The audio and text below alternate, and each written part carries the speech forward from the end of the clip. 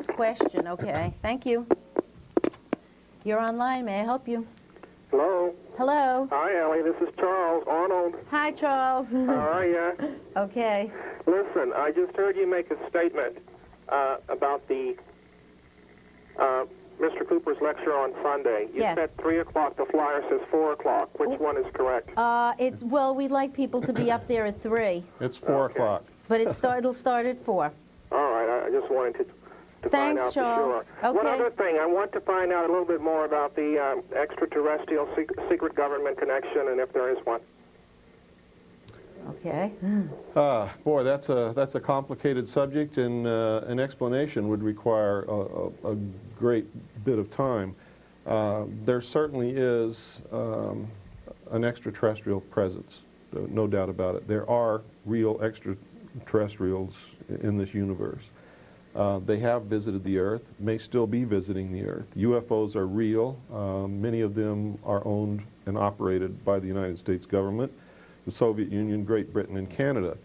And whether or not they are extraterrestrial in origin remains to be seen. I don't know. When I was with Naval Intelligence, I saw top secret documents that said that the government was well aware of this presence and were concealing it from the public. Okay. Okay, Charles. See you on Sunday. Okay, thank you. You're online. Hi.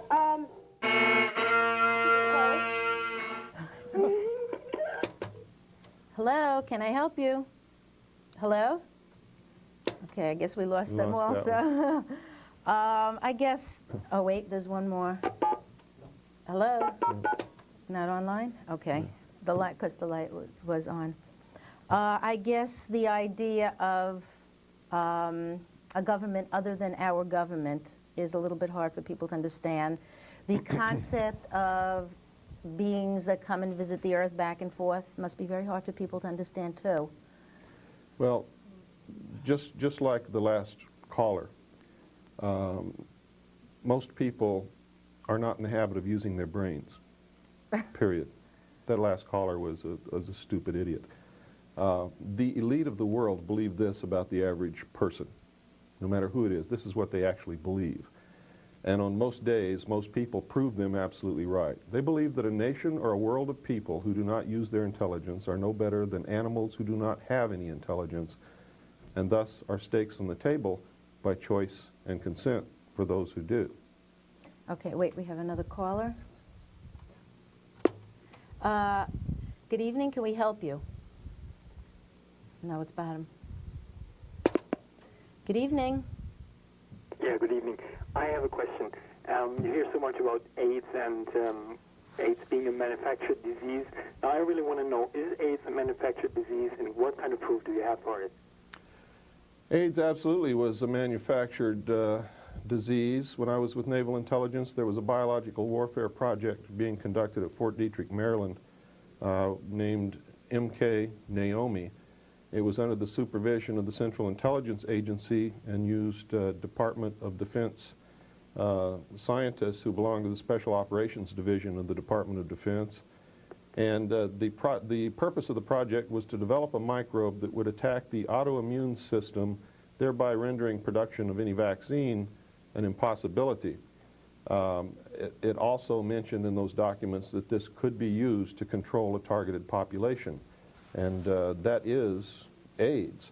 We found the document that provided the funding to develop the microbe, and it even mentions the fact that it's to attack the autoimmune system, and it's from the United States Senate Library for the 1970 funding of biological warfare projects for the Department of Defense. And I don't remember exactly which page it's on, but I put it in the, here it is right here. Department of Defense Appropriations for 1970 Biological Warfare funding, and in it, it actually states that this is to be used to develop a microbe that might be refractory to the immunological and therapeutic processes upon which we depend to maintain our relative freedom from infectious disease. and they funded $10 million for the development of that microbe. And folks, that's AIDS. Any way you So cut what it. you're saying is AIDS was manufactured? As a biological warfare agent, which has since been used to control the population of the world, which the ruling class believes is out of control. Isn't there something more that's going to happen with the AIDS virus? Introduce something else that's going to be introduced soon? Well, they're doing all kinds of things to try to stop the proliferation of human beings on this earth. And I'm not making any judgments about whether this should be done or shouldn't be done. I'm just telling you that this is what they are doing, and you can take that and run with it any way you want to. They're doing a lot of other things also. They're withholding cures for diseases. They are, they know that eventually the AIDS virus will mutate. But Yeah, that's what we were talking about this afternoon. Yes. And then what happens? And they won't have a cure for the mutant disease, will they? well, I don't know. They wouldn't have put the biological warfare agent into the population if they did not have a cure, because they don't want to die. So you have to understand that no biological warfare agent is ever used in war or any other place unless there is a cure for that disease, because whoever introduces it, if they don't have a cure, they've ensured their own demise also. Okay, we have another caller. Good evening, can we help you? Hello? Hello? Yes, I would like to ask, where can I buy those books? I don't know where or if it's sold in New York City at all. It's sold at various bookstores around the country, but if you wanted to purchase this book, you can either go through the publisher, which is Light Technology Communications in Sedona, Arizona, or you can order it directly from me by sending $24 to Post Office Box 889, Camp Verde, spelled V-E-R-D-E, Arizona 86322. Okay, we've got another call. Just one more thing. Is there a fee for the meeting on Sunday? Is there a charge? Yes, it's $20. All right, thank you. Thank you for calling. Bye-bye. Good evening, can we help you?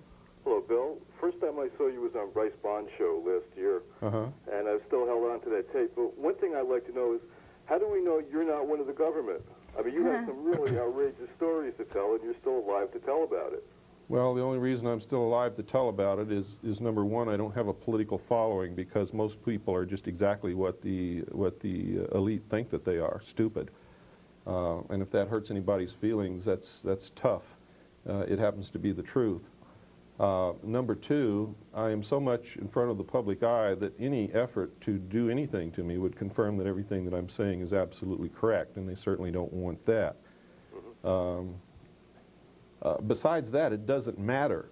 Why would it matter? I mean, America sent their sons and daughters to Iraq to get killed on foreign soil for a sorry excuse that had nothing to do with the defense of this country. Here I am in my country, defending my country, and everybody wants to know, why I'm doing this and how come I'm not afraid and all this other stuff. That's absolutely ridiculous. You should have been asking that of the men and women that you sent to Iraq. One thing that you can be sure of with me is that I don't want anyone to believe what I'm saying. I want you to go out and verify, and if you can't verify it, then don't believe it. But not only me. See, I'm the only one that'll tell you this. You shouldn't be believing President Bush. You shouldn't believe your own mother. You shouldn't believe me. You shouldn't believe anyone. But you've got to start using your brains to figure things out and stop accepting what you're told all the time. That's how you're manipulated into the situation that we're in.